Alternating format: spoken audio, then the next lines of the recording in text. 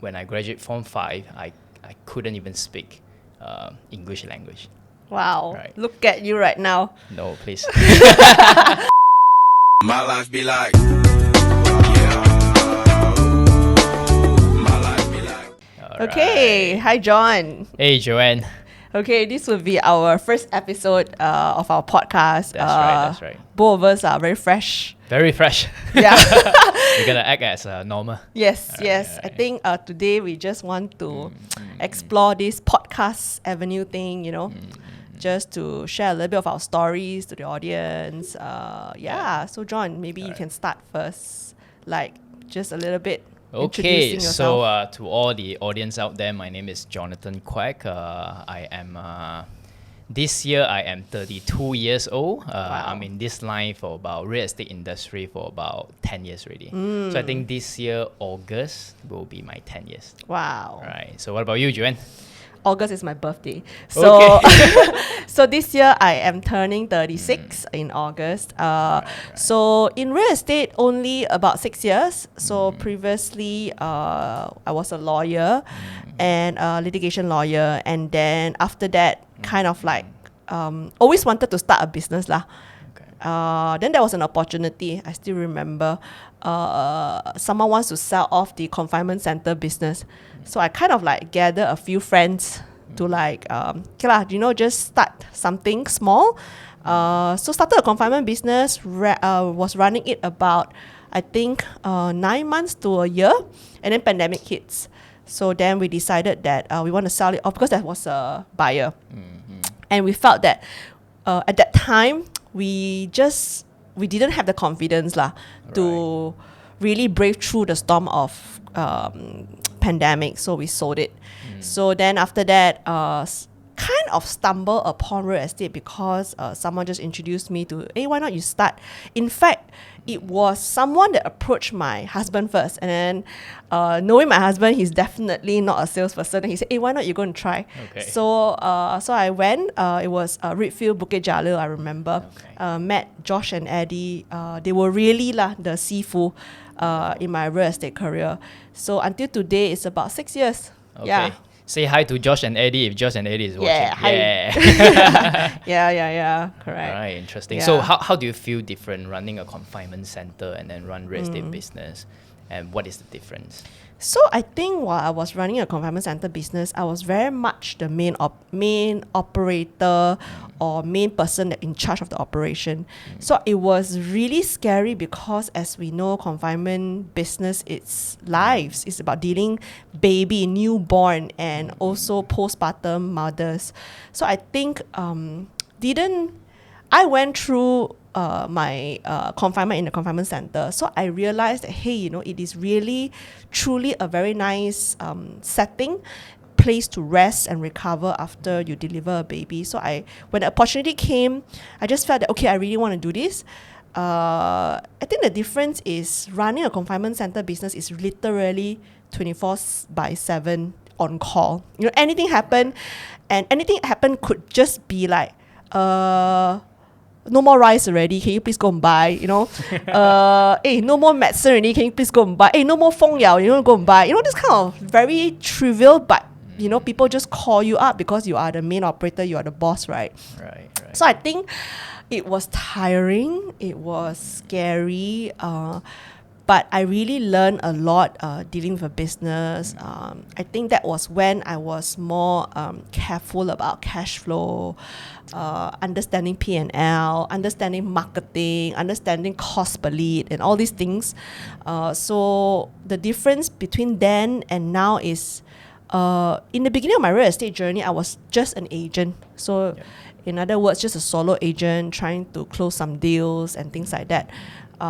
So it's different because it was like literally running a business and then became a solo agent that not buy and sell, but sell real estate. And I was all the while in sub-sale. Yeah. What about you? Like, how did you start as an agent? Right, this one is very, very interesting. This is my first full-time job, actually. Yeah. I joined real estate right after I graduate from uni. So how do I get myself into real estate? Is that because I graduated from diploma. I wanted to pursue my degree. But during that time, I had some financial difficulties. All right, my parents, my mom, or the family couldn't really support me to further this education. And I understand education is very important. But just for you to know, actually, I when I graduated Form 5, I couldn't even speak English language. Wow. Right. Look at you right now. No, please. But there's a turning point after Form 5. I know myself to NS. During that 3 years, I tried to discover myself. Then I realized that, hey, actually, I really need to sharpen myself. Because I graduate Form 5, my result was terrible, to be honest. And there was a period of time I was in fear. I don't know what I should do. So my auntie actually encouraged me. I think she gave me 5,000 ringgit. And she say, your uncle actually want you to continue the education because education is very important in this society right now. So I took the 5,000, I enrolled myself into a British Council. I was there for 6 months to sharpen out my English. Okay. So during that time, I was very focused because I know I need to achieve this. Wow. And I realized that I don't have option already. If I don't do this well, I don't know what I should do. So studying English become my only option to survive. Wow. And I don't have any other option, right? So I study very well, and then I understand that education is very, very important. I enroll myself to a diploma in KDU. I graduate from diploma.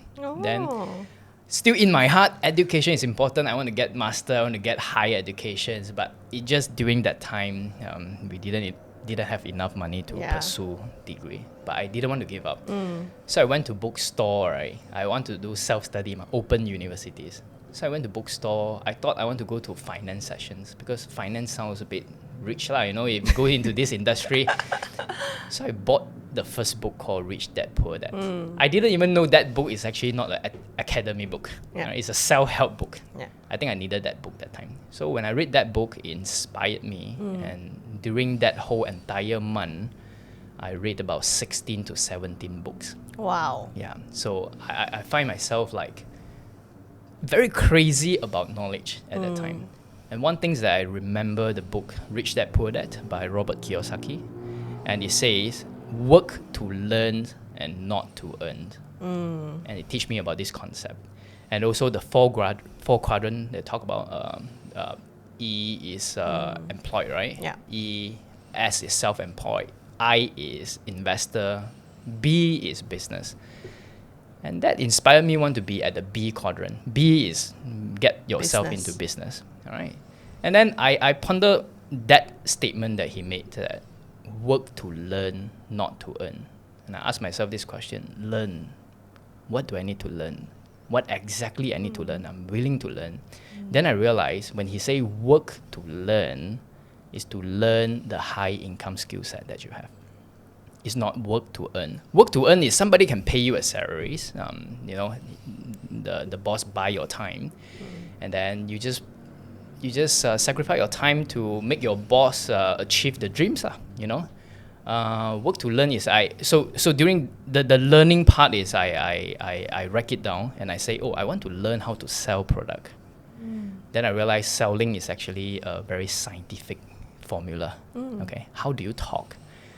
The communication skill. How do you communicate with buyer, communicate with seller? How do you communicate with your investor? And leadership skill. Then I realized that actually all these things, one of the industry that you can really learn this, right? And also this book also talk about real estate investment. So I asked myself, why not I just straight away jump into this industry? So because of that book, and then I do research, and I was searching who is the longest real estate company in Malaysia. I'm not looking for youngest. I'm looking for the longest. Then Redfield name pops up. So we contacted them, walk in for interview, and the person who interviewed me is Mr. Indran. I want to say hi, Indran. You have changed my life. Thank you so much. Yes. I was 21 that year, so he interviewed me and he asked me a few questions and he said this, you know, everything that you do, you gotta be focused and serious. And he gave an example that even though today you are waiters, you wipe the tables, right? You do it wholeheartedly to make sure the table is clean. So yeah, so that's how I enrolled into real estate. And my first 2 years, I trade this real estate business with the mentor. I just see this like a universities because I couldn't study degree, right? So I said I give myself 2 years in real estate. I treat myself like a degree student and see where will I go. So 10 years now today. Wow. Joanne. It's like a blink of an eye. But, Yeah. you know, they always say that, you know, the days are long, but years are short. That's right. Yeah, That's yeah. right. The days But are I'm just curious because you mentioned so much about the importance of education. So at that time, from 5, right? Like, what was the turning point that? Because I remember you said when you were younger, you were very rebellious. You know, you don't like to study. Like at Form 5, like what was the? Is there an event that triggered it, or what was it? I think during high school, right, I take it for granted, to be honest. I thought I'm young. I thought I will always be, you know, in my 12 years old to 18 years old, enjoying my life, do whatever I want. Then I realized actually I'm growing up. I'm growing up. The turning point of Form 5 is I was a lost kid, to be honest. I really don't know what I want to do after I graduate. So I was discovering myself. So I went to NS, as I mentioned. Yeah. So when I came back after 3 months. Was it compulsory, the NS? No, I signed out myself. Oh, wow. Because you don't know what to do, so you sign out. Okay. So yeah, I after I finished, I completed my NS National Service. Unfortunately, my uncle passed away. Yeah, my uncle passed away, and that's my auntie says that my uncle want you to continue your education.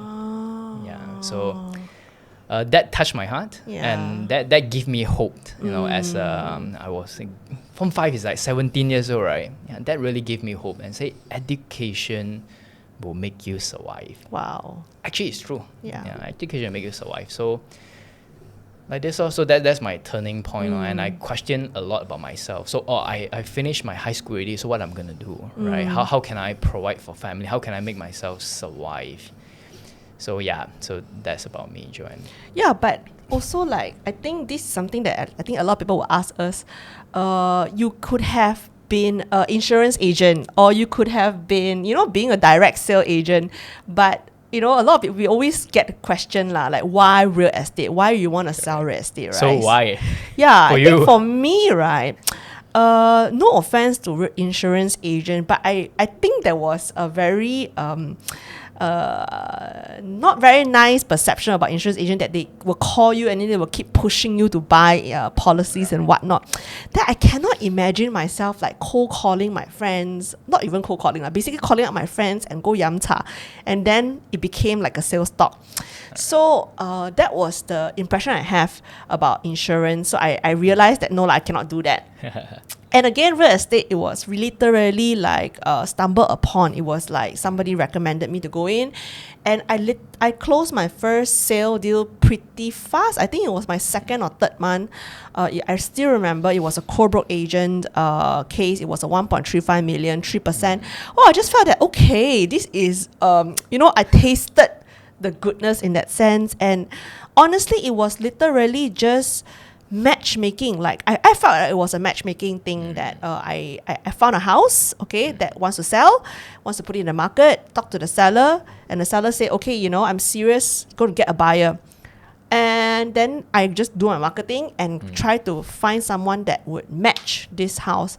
So I felt quite good in a sense. I don't need to really sell, like cold call and sell and push a product. But real estate, ultimately it's a necessity. We need That's roof correct. over our head, and I think that's because I enjoy residential property more than commercial. So it's because the buyer genuinely feel very fulfilled, feel happy when they finally found their home, and I think I quite enjoy that lah. So that's why I think real estate for me I resonate more than insurance or direct selling or whatnot lah. How about you? Right.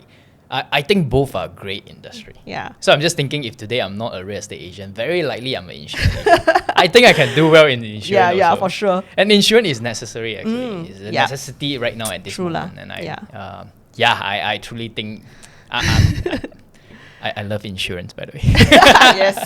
Yeah, we are So- strong believer of insurance. Yes, and in fact, we really encourage our client to buy insurance. Yeah, when it comes to property investment and all, right? True. So why real estate and not insurance? Yeah. Again, it's because of the book that I'm reading. So I constantly open up myself to be influenced by books during that time. Okay. And then because I wanted to be a real estate investor. Okay. So I said, if you want to be a real estate investor and you want to buy real estate, right, then be in that industry to understand the real estate. Yeah. So why not insurance? Because of this Yeah. objective is clear that I want to invest in property. Yes. And yeah, maybe the next episode we should talk about real estate investment. Yeah. We got some burning Next hand, episode. yes. some wisdom to share. But Yeah. next episode we can talk about Can. this, right? So Can. that's why I involved in real estate, lah. Can you recall, like, as an agent for the past 10 years, right? What was the best moment being an agent? And I think your journey is a bit different because you started as an agent and then you went into project marketing and then you became a leader that led about 30 over people, right? So I felt that, your cycle of in the real estate industry is not just an agent, right? Maybe you could share when you were just an agent, not a team leader. What was the best moment? Yeah, that's a very good question. I would think I'm going through this journey that every time everyone become a real estate agent, right? They have an option to become a solo agent, then they can build small team, then they build business. Yeah.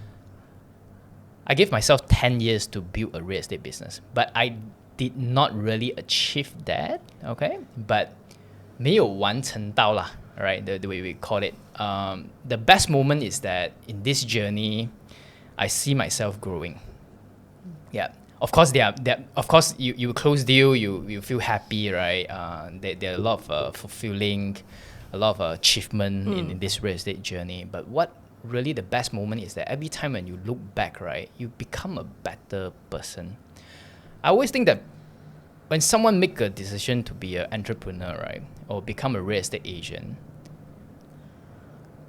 the stress they are having right now is very different from the other people who are working for somebody else because they gain certainty, right? But actually, real estate agent, you expose yourself to a higher stress. I'm not too sure how you feel about this, Joanne. Maybe we can talk about this a little bit more. Becoming an agent and the stress. Yeah, I think for me, yes, in a sense that stress could also be my best moment. I think why I say that is being an agent means we do not have consistent income, like what you said, the certainty of bank in my the money in my bank account. Being an agent is really we only get paid when a house is sold, and not only that, it has to be signed SPA. Not just like someone book it then we got the money, right? That's right. So I think the stress comes with you are uncertain whether you are able to close anything this month, or whether or not, even if you have got a buyer to place the booking, things could happen and they may not sign the SPA, and then that's it. You one case. So that. True, yeah, it's true. That is the most stressful part.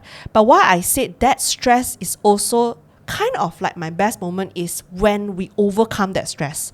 Right. Yeah. So when we when the whole deal actually turned out to be great, not because it's smooth, but you have overcome the challenges, Right. And you handle that stress. I felt that perhaps that was really the best moment of being an entrepreneur. Yeah. So, Joanne, when you joined real estate at the time, you already have family, right? Yes. You got a Yeah. daughter, Yeah. already have I was daughter pregnant. and- My you're first pregnant. year real estate. So when you joined real estate at the time, do you have enough saving, or how do you start? Yeah. Right. I guess in a sense, yes, I do have enough saving. I think also big credit to my husband. He is a employed person, right? So he has certainty in income. So really, we were living in a single income household for a few months, and that was stressful as a family, as a mother, or we're trying to prepare our arrival of our daughter, and all these things needs money. So yeah, I think it was very stressful. But somehow when I was pregnant, right, I did manage to close a lot of deals. So There's a saying, when you're pregnant, Yes. you're more lucky. yes. So that was what my co-bro agent told me also. Pregnant lady, okay, sure, close one in this case. So it was quite fun at that time. Yeah. So Yeah, so Joanne, you just reminded me the best moment sometimes is the people that supported you along the journey. yeah, that's true. Right. You just reminded me that, in this journey, I can, it reminds me, Emilia Kun Bin supported me, my current leaders right now. And also David Ong,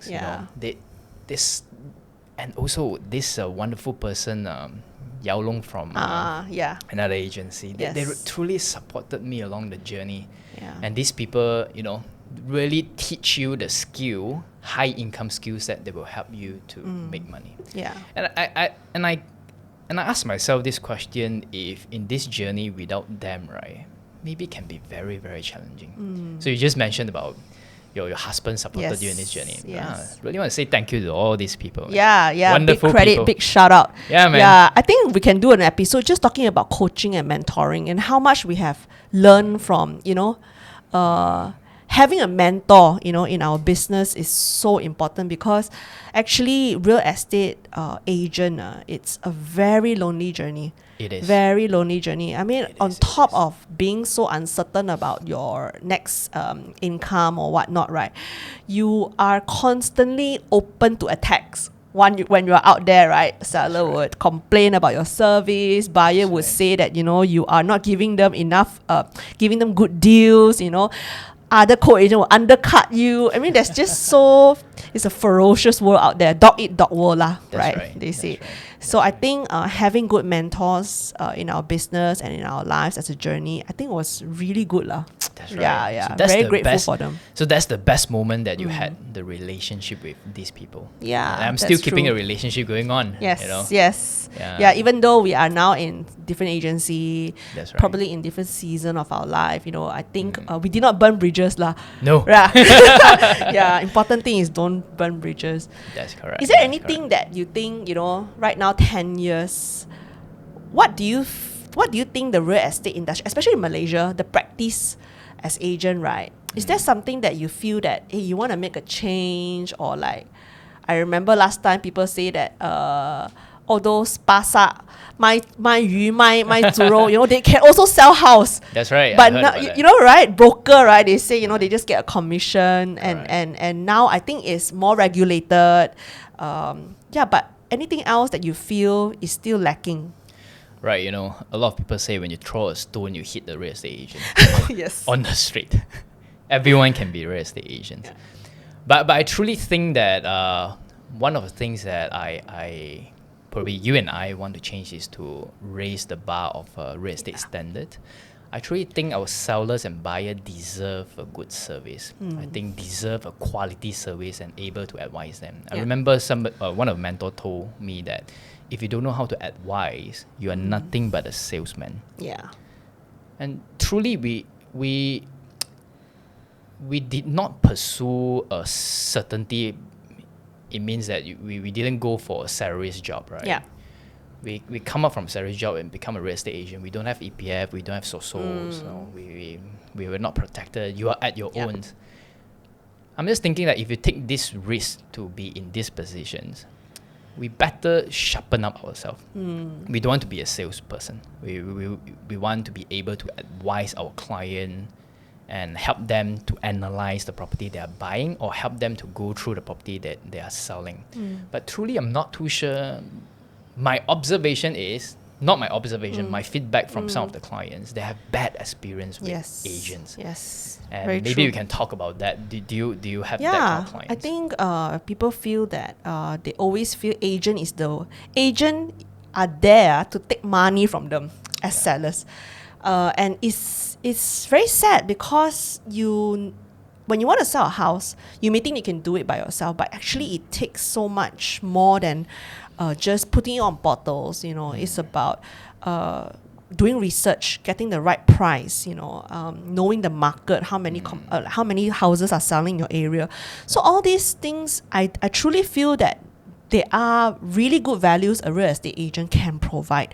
But unfortunately, bad apples in the industry really did give a lot of bad experience to sellers, and they will feel that, oh, don't call real estate agent, they are here to just take our money, but they don't do the job. They sell one house, they can take 20, 30K, but they didn't see what is behind it, the effort and the time that a real estate agent supposed to do lah.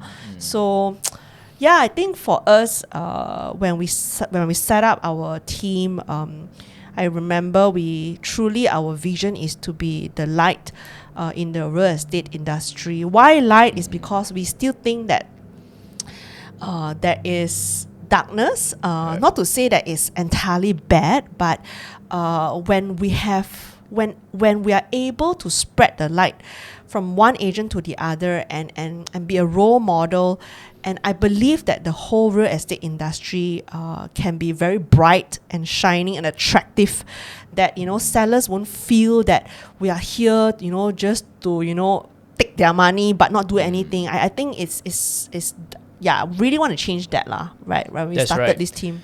That's right. So you just reminded me that some of feedback from client that every time when they talk to real estate agent, the agent smell the money. Yes. 好俗啊。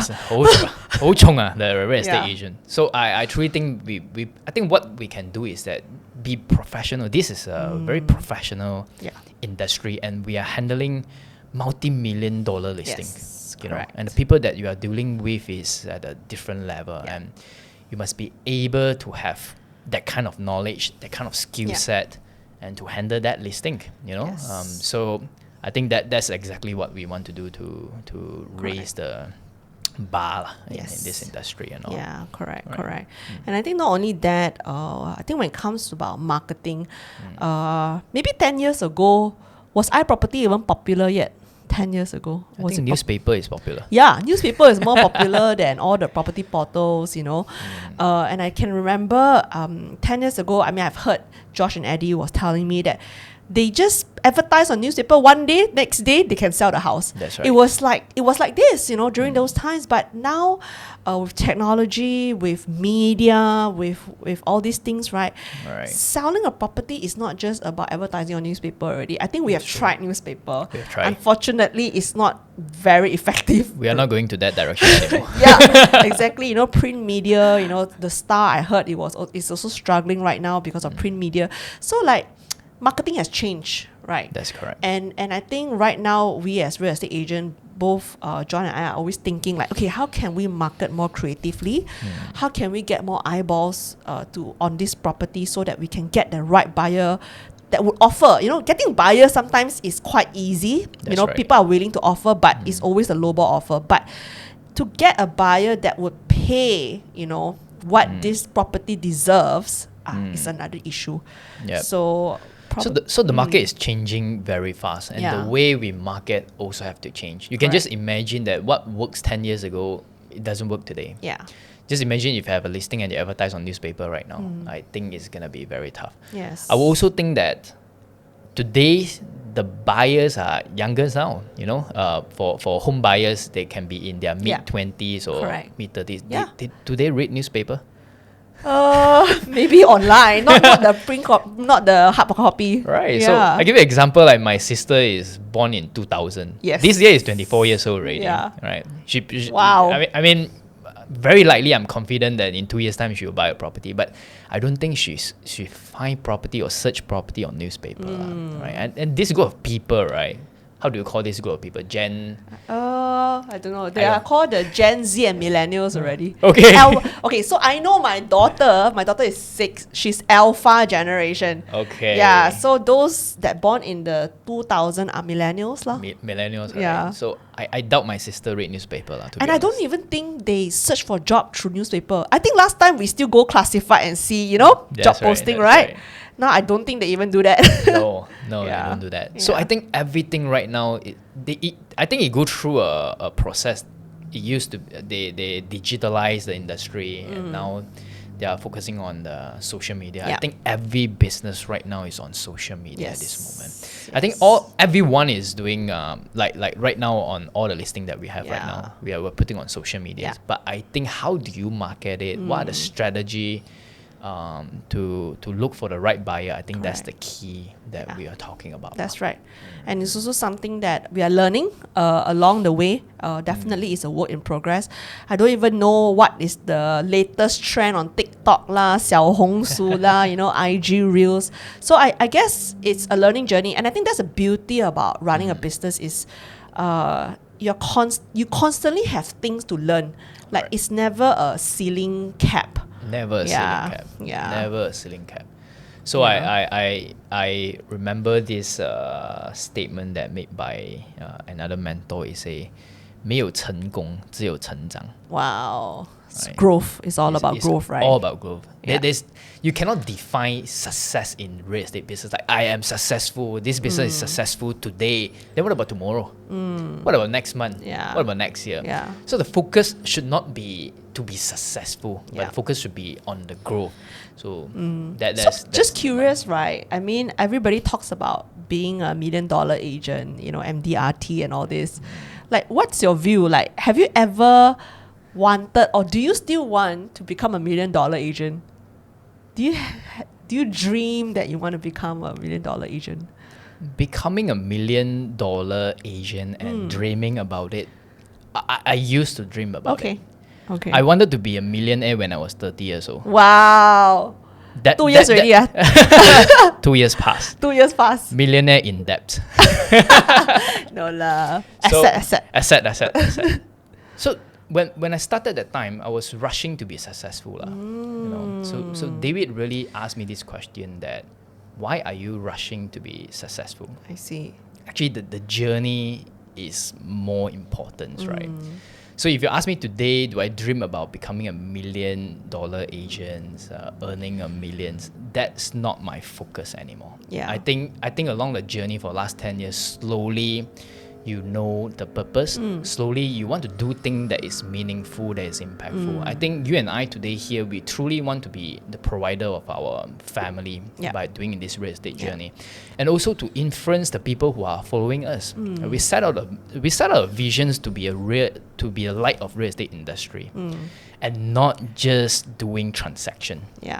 And the purpose is to build meaningful relationship, and that speak a lot to me. So I truly ask myself this question: if today I work hard, I become a real estate $1 million agent, what does it mean to me? I cannot answer that question. Right. I feel a little bit empty. Although is you feel nice achieving that, but course. Where's the purpose and where's the missions, right? What about you, Joanne? I think for me, just hitting the $1 million number, it's true that no doubt it takes a lot of hard work. You know, $1 million agent out there, you know, I really salute you guys. You guys really are setting the bar, you know, in the real estate industry, not undermining any of those people at all. But perhaps I think for us, that's why we are partners. It's hitting that 1 million goal. It's just a number, which it's not like what you said. It's not meaningful. It's not impactful per se. We're just looking at the number, right? So I feel that it's really about like what you said, the growth. The growth. You know, from let's say we compare this year and last year, we always say that, okay, did we grow? You know, was there an incremental change? That matters more than, okay, did we hit 1 million this year? Did we hit 2 million the next year? But again, setting goals is still important. I think Yeah. without a goal, we will be lost. That's right. I think we have been taught a lot about GPS, goal, priority, strategy. Right. That's what we believe in. But again, it's GPS. It's Yeah. not do or die. GPS is about navigating towards the goal. So during this journey of navigation, that's where we stumble, that's where we fail, that's where we also celebrate milestones, that's where we have success here and there. And I think that journey of reaching the destination is Right. probably more meaningful to us lah. Correct. Yeah. Correct. I also think that you must know why you are doing this. If you truly want to hit or earn a millions, right? You Yeah. must truly know why you want to do this. Of course, today you and I are business. We were running this business. Yeah. We set our goal every year. Of course, our goal last year, I think we managed to hit 1 million marks, Yes. right? And this year we doubled it up. But we don't fall in love with the numbers. Or we don't find achievement by hitting the 2 million, to be honest. But if we hit 2 million and we lost a lot of things, right? Yeah. That is quite tough. I remember Yes. David always say this, what profit a man if he gain the whole world but loses his soul? I think this business got us sold. Yes. And I think that one should be the focus point. And I think the focus point in this real estate business is not short term, like this year we want to hit 2 million, but it's a long term, that 5 years. What do you want to see? Yeah. What changes you want to make? Yeah. In 10 years' time, how does this business look like? Yeah. And is this business changing, And yeah, so to really need to know why you are doing this. And this business demands a lot of your time. Correct. We got to be very careful when you run this business. Especially, I really salute you. You have families Yeah. and you have daughters, right? Yeah.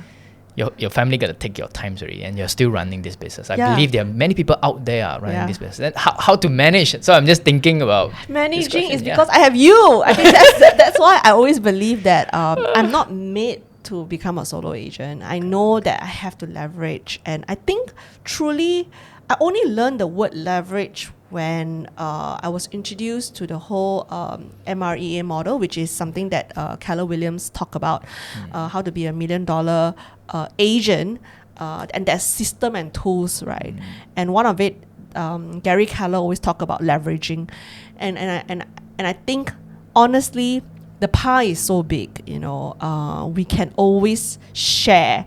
I don't need to become $1 million agent myself. We can be $1 million agent as a team, and that to me it's more precious. Why I say that is because when I start to open up to leverage, to share profit, I also gain back freedom. I gain back some time.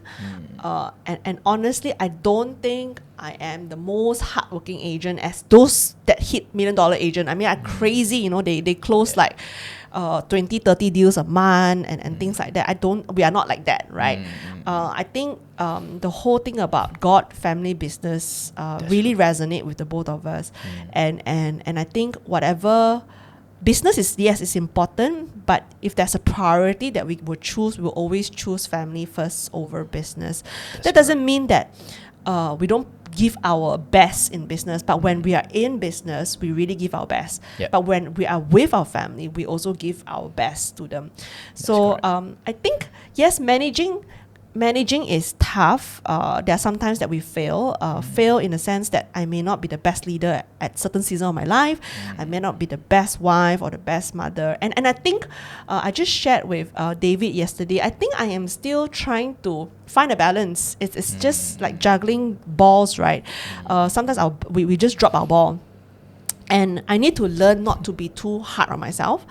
And perhaps also learn to reach out. So I remember sometimes I would say that, hey, Emma is sick this week, I really can't come to office or go to appointments. And then, you will always jump in and say, don't worry, just take care of your family first, I'll take care of the business. So I think it's always the partnership that matters. Yep. Yeah, we cover each other back. When you're away, then we cover your back. And I think that's the beauty about a team. That's the beauty about leveraging. To be honest, I'm just thinking, right, to have $1 million in my bank today and I loses all my friendship, my families, I don't think I'm gonna be very happy person lah. So yeah, I think it's just a value, just a matter of value lah. Correct. Yeah. Correct. So, yeah. So in this business, maybe people who are listening to this, right? Yeah. If you don't have system, model, and structure in your Yeah. business, the whole world push you around. Yeah. The Correct. whole world push you around. Yeah. In this real estate industry, when you jump into this industry, right, there are two things will happen. Number one, you really don't know what you're doing, and then you got no activities. Number Yeah. two is you got too much activities, and you're running like a headless chicken, Yes. and there's no productivities at all. Right? So we got to be very careful every time, because again, this business demands your time. Yes. So when you have a lot of activities and there's no productivities, and through a long period of time, maybe 6 months, Yeah. you will burn out. Yes. You burn out. So we got to be very careful. Yeah. So we want to do dollar productive activities. Yeah. We truly want to do the one things that will make this business work.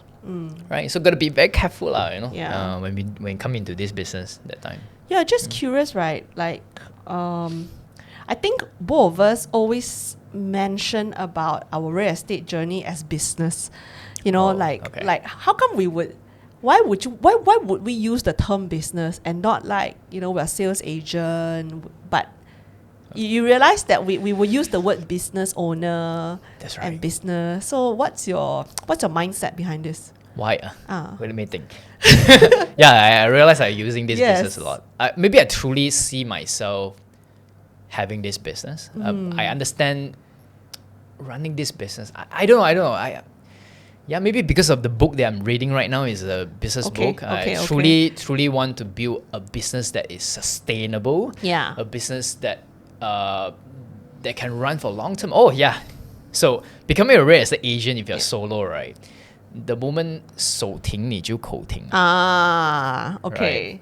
So, but running a business because of leverage, Yes. lah, and if you are able to put an effective system into it, and Sure. people who come into your business and they follow a system, they can make money, right?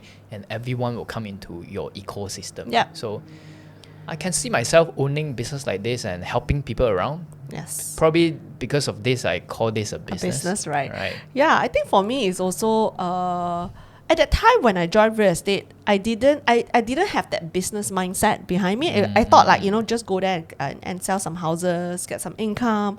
It's just another sales agent. But I guess like what you said, 手停口停, I guess I couldn't imagine myself that this career or this real estate agent thing, right, can become a business. Becoming a business means, right, we will have to look at the bookkeeping, the profit and loss statement. We have to look at cost per lead. We have to look at cost of sales.